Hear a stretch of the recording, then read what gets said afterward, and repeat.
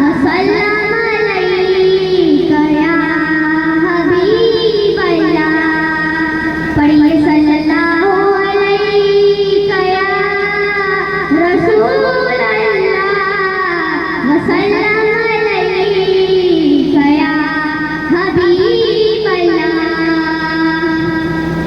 अल्लाहुम्मा सल्ली अला सय्यदिना व मौलाना मुहम्मद। अल्लाहुम्मा सल्ली अला सय्यदिना व मौलाना मुहम्मद व अला सय्यदिना अली व सय्यदिना फातिमा व सय्यदिना ज़ैनब व सय्यदिना हसन व सय्यदिना हुसैन व अला आलिहि व सहाबिहि व बारिक व सल्लिम। अल्लाहुम्मा सल्ली अला सय्यदिना व मौलाना मुहम्मद। अल्लाहुम्मा सल्ली अला सय्यदिना व मौलाना